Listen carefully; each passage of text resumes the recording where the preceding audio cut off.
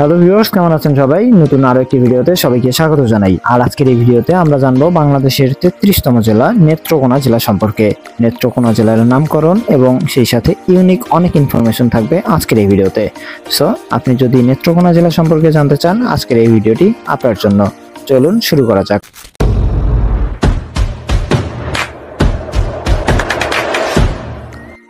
নেত্রকোনা বাংলাদেশের মধ্যাঞ্চলে অবস্থিত এবং এই জেলা ময়মনসিংহ বিভাগের অন্তর্ভুক্ত। 1880 সালে নেত্রকোনা মহকুমা গঠন করা হয় এবং এর পরবর্তীতে প্রশাসনিক সুবিধার জন্য 1984 সালের 17 জানুয়ারি নেত্রকোনা মহকুমাকে পূর্ণাঙ্গ জেলায় উন্নীত করা হয়। এই জেলার জেলা কোড 33।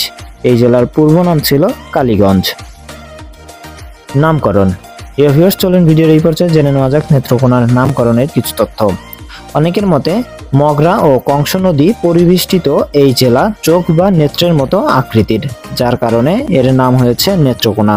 এছাড়া ঐতিহাসিক তথ্য মতে নাটোরকোনা গ্রামের নাম থেকে নেত্রকোনা নামের তৈরি হয়েছে বলে ধারণা করা হয়।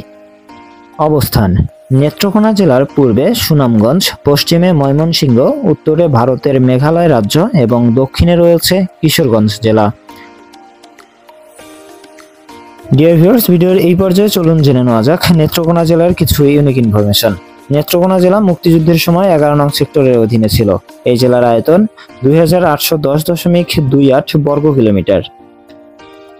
2021 সালের আদমশুমারি অনুযায়ী নেত্রকোনা জেলার মোট জনসংখ্যা 23,24,000 এবং এই জেলায় উপজেলা সংখ্যা 10টি এবং পুলিশ থানা রয়েছে 10টি। এছাড়াও জাতীয় সংসদে আসন সংখ্যা 5টি। নেত্রকোনা জেলা শহর মগরা নদীর তীরে অবস্থিত।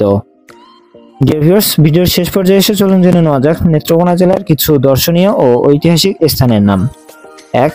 Cultural academy. 2. সোমেশ্বরী নদী। 3. কমলা রানীর দিঘি। 4.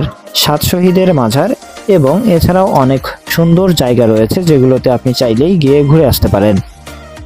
ডিয়ার ভিউয়ার্স, কেমন লাগলো আমাদের আজকের এই ভিডিও অবশ্যই কমেন্ট করে জানাতে ভুলবেন না এবং সেই সাথে এমনইভাবে যদি বাংলাদেশের সকল জেলার ভিডিও দেখতে চান তাহলে অবশ্যই ঘুরে আসতে হবে আমাদের প্লেলিস্ট, যেটির নাম বাংলাদেশের 64 জেলা।